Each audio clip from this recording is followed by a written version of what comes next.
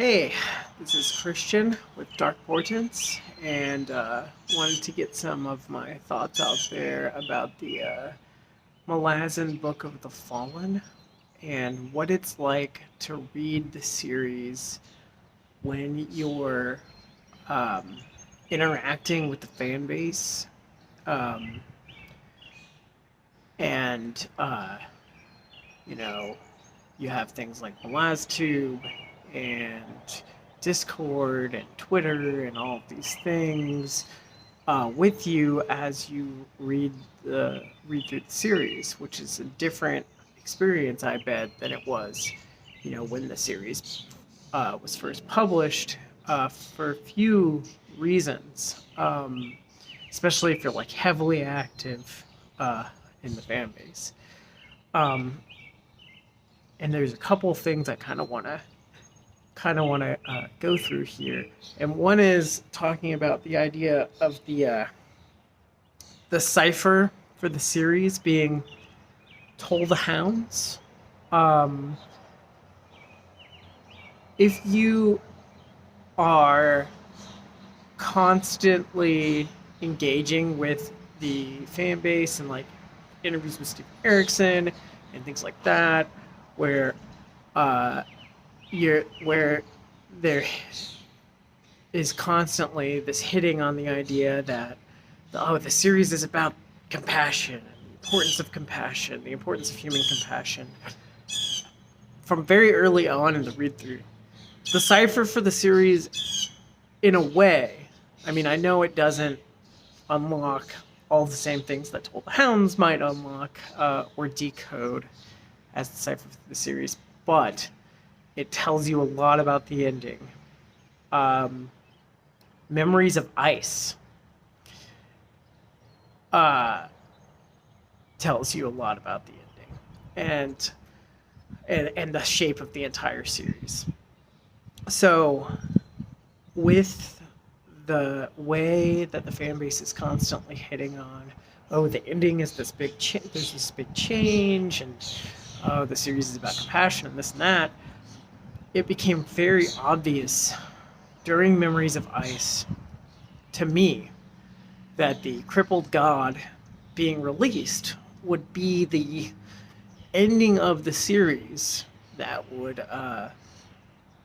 be the most exemplary way to focus on the importance of human compassion. So I had I had a pretty confident prediction while reading Memories of Ice, and all the talk in Memories of Ice about like the hammer and Brood and the decision that he had made and the decision that he, is not making, and Burns' sleep and all of that, and the crippled god being chained, and the infection of Burns' flesh and all of that stuff. I was like, oh, the obvious answer is that Brood is going to use the hammer to break the chains of the crippled god and release him, because it's the right thing to do. It's the compassionate thing to do. Now, of course, Brood isn't the one that ultimately made the decision to do that, so I had that wrong.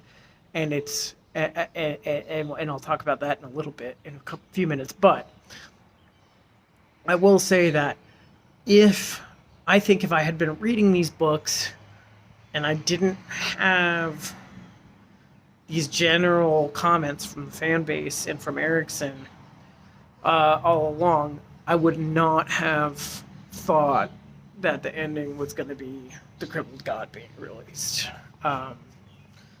So, especially because in Memories of Ice, it's implied that if he were to be released, he would take vengeance on the world and destroy the world, destroy Burn, and his infection would spread through every warren, and magic would be ended. So, it seemed like that wasn't going to be the way it went. But because of knowing from the fan base that there's this big twist ending and that compassion is like this central theme, I was able to work it out, right? Now, this is further complicated by the fact that I was at the time watching anything about Malazan I could that wasn't marked as full spoilers. I wasn't marked as spoilers past what I read, right? And so I foolishly watched a video from a Critical Dragon that should have been obvious from the title of the video that it was spoilers for the end of the series.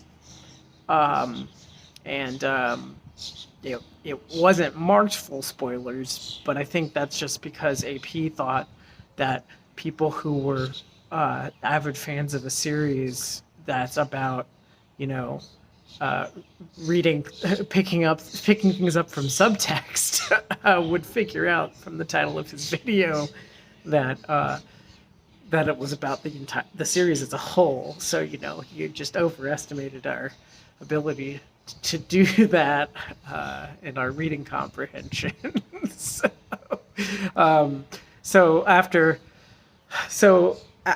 at that point, you know, that closes off a potential alternate world where I was, you know, smart enough to realize from the title of AP's video that obviously he was going to talk about the series as a whole. And so I knew for a fact that the Crippled God would be released at the end of the series. And the reason why that's important is it's possible that, you know, as you read a series and go through the events and see all the different interactions with the Crippled God throughout the series, throughout like what happens in House of Chains and all this stuff in Midnight Tides with Rulod and you know, all of that, that you might think, well, maybe I was wrong in my prediction, and go back and forth on it, and kind of like, you would not spend all your time solidifying an image in your head of an ending you know is coming, because your prediction is just that, a prediction. So you don't really know from Memories of Ice that, you know, even if you predicted it as I did, the Crippled God would be released. So you might go back and forth. And is it going to be like that? I don't know. And you know, so I may have not, may have had a different reading experience if I had to second guess that prediction past Memories of Ice, right? So we don't know how that would have gone. But you know, just to point out that, you know, that kind of like colors this whole thing, but regardless of that, I was at least able to come to the, you know, to a pretty assured forecast at the time of reading Memories of Ice, before I had it spoiled, that the Crippled God would be released at the end of the series, right? Now, how I predicted it versus how it happened had a few key differences, right? And one of them is I thought that it would be people like Rake, Brood, and Whiskey Jack making the decisions together to free the Crippled God, right? Which obviously that didn't happen, and that's for the best, right? Because even though Brood's hammer is like the biggest Chekhov's gun that didn't go off in fantasy that I've ever read, it's good that Chekhov's gun didn't go off, right? Because it had to be the Malazans that released Kaminsad at the end of the Crippled God, right? Because the story is not about the compassion of a 300,000-year-old warlord with a giant hammer, right? It's about human compassion, right? So, duh, like, it has to be humans in all of their flawed ugliness, and all of their imperfection, and with their short lifespans and their often completely self-absorbed and self-interested natures, who the best of us, you know, with no vested interest in doing so, other than it being the right thing to do, to release Kaminsad, right? So that's good that happened that way, right? And it also speaks to like the title of the Book of the Fallen. You know, obviously, you know, we might number Rake among the fallen now that we've read To Old Hounds, right? But a bunch of immortals who have lived for hundreds of thousands of years don't exactly, and are like these, like, you know, semi-omnipotent beings. I mean, Rake practically perfect in every way. He's like the Mary Poppins of the Thai standee. They obviously don't necessarily match up with what we think about when we think about the fallen, or about like mortal humans, right? So it had to be ordinary mortals that released Kamensad. So it's good that that didn't match up, right? Now, one thing that I kind of struggled with, and that made the ending of the series feel weird to me, is that I thought, you know, based on the way that Memories of Ice ended, showing that, you know, wounded people wound people with Panion, right? And the way that Panion was given an ending that where he was allowed to have some kind of, you know, rehabilitation in a way. He wasn't just murdered by Anamander Rake or whatever. He was given a way to atone. He was allowed to raise his sister, after she came out of the rent, while they helped with Burns' infection. You know, as they played the role of like an anti-inflammatory drug, basically, like reducing her fever using the Ontos Fellac, right? And he got like, you know, he was like a bad dude, and he did a bunch of bad stuff, and he, you know, was, you know, but the reason for that is because of the suffering he went through, right? And like he was pretty much like not a nice guy up until the very end of Memories of Ice, but he still, you know, didn't face Bidafal's ending, right? He still was given some kind of a redemptive ending of a sort, right? And so based on that, and based on this theme of compassion, I figured that one of the themes of the series with the release of the Crippled God would be that that no matter how bad, that no matter how mean and ugly and nasty the things the Crippled God is doing in his pain are, that it's still the right thing to do to release him from his suffering, regardless of the consequences for mortals, even if that might mean the end of the world, right? That even in the twisted meanness that he enacts out of his suffering, that it's still the right thing to do to release him, right? And you know, and you also see this like with the way the Maib acts and lashes out because of what she's going through, and she's still treated with compassion by those around her, right? So what I imagined was that the Crippled God would be this mean, nasty, big bad, trouble-starting, ruthless, you know, bastard, really, up until his release, all the way. But it felt like we get to book 10, and we know from Dust of Dreams, or we think we know, because the soldiers speculate, that Tavor's mission is to free the Crippled God. We get it confirmed in book 10. And then all of a sudden, everybody, not only the Crippled God, but the Unbound and others in the House of Chains Munich are behaving decently. And I felt at the time that I was reading it that it would be more powerful if they were still just huge jerks and were released. But all of a sudden there's like this big switch and they're acting decently, right?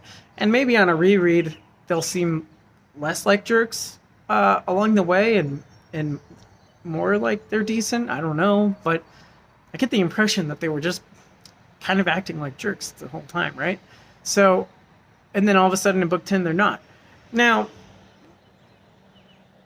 it might make sense because the Crippled God knows from his conversation with Shadow Throne that there's potentially a way out, that he's being offered a way out. So there might be relief, gratitude, and other sort of emotions motivating the crippled god, motivating the Unbound, and others in the House of Chains to behave more decently. So that's, it's explainable. I mean, and there's another idea, which is the idea that perhaps once the Malazan soldiers are committed to the idea of freeing the crippled god because it's the right thing to do, that they fall under his purview as a god, as like children of the fallen one, or disciples, or whatever you want to, followers, I don't know what the word would be, worshippers maybe, even though they don't like identify that way. Maybe just that goal in and of itself, among so many mortals, might put them in a relationship with him that's affecting his personality. Because as we've seen throughout the Book of the Fallen, there's a relationship between worshippers and their gods, where the worshippers can affect, through their expectations and through their beliefs, the attitudes and behaviors of the gods in the Malazan world, right? So, that's a possible explanation as well. It could be a combination of gratitude, relief with those things.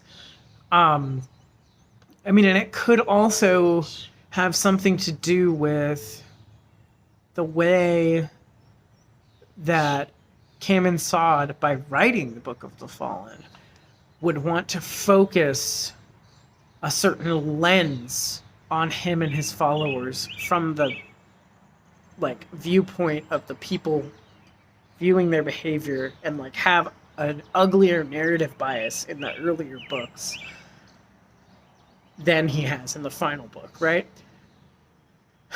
So I don't know. But to circle back to the original point that I was talking about, I feel like if it was not telegraphed so heavily by the fan base that the theme would come out so strongly in the ending, that it was something predictable from book 3, even without the spoiler, I feel like that if I had read this in absence from the fan base, that the ending might have felt more like a twist and more impactful. And the ending, the aspect of the ending of the release of the crippled god, right? But what ended up being more impactful for me because of that was the blood for water thing in the desert, was the reveal that Kamen Sod is the author of the Book of the Fallen rather than Bishop Keltath or anyone else. I don't know. Those things were more impactful for me because I didn't.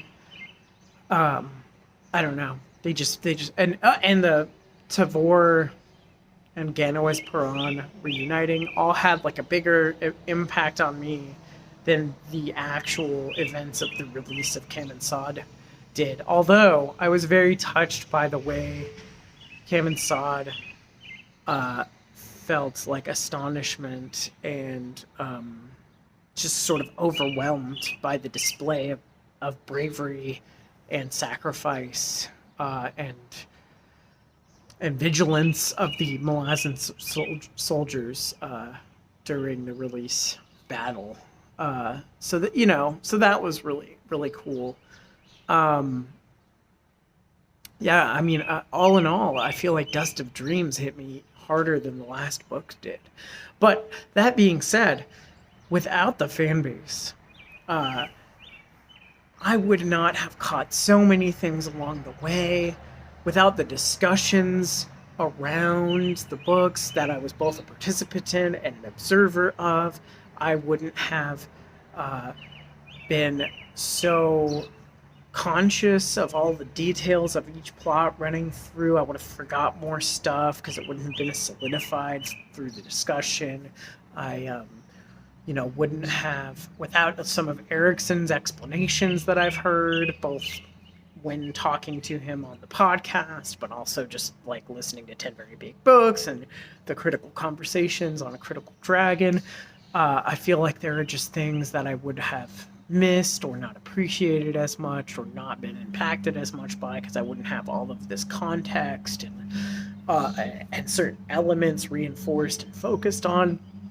And so overall, I feel like when you take the Book of the Fallen out as a whole, and you're sort of surrounded in this milieu of Malazan fans, it really does enrich the experience of the whole story as a whole, right? And I really appreciate that, and I'm excited to continue to participate in and observe some of the analysis and some of the conversations around that, especially now that I can watch a lot of the full spoiler stuff. So though I still can't watch the God Is Not Willing and Carcanis stuff or participate in those discussions, but I'm working on it.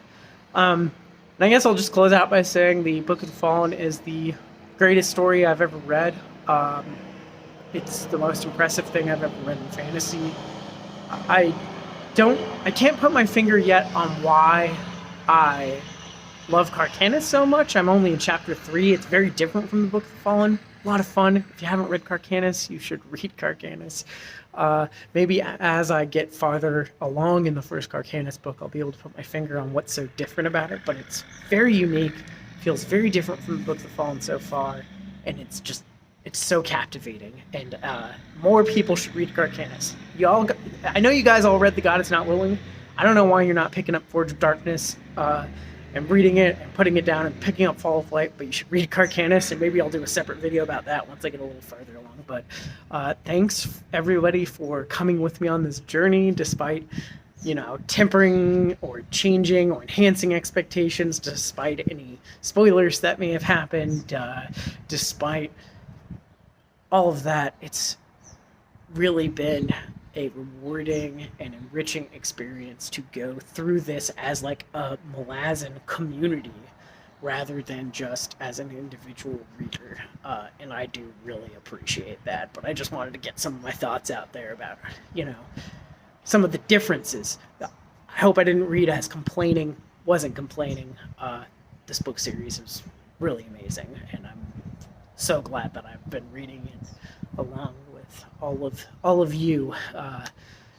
Dark Portent signing out.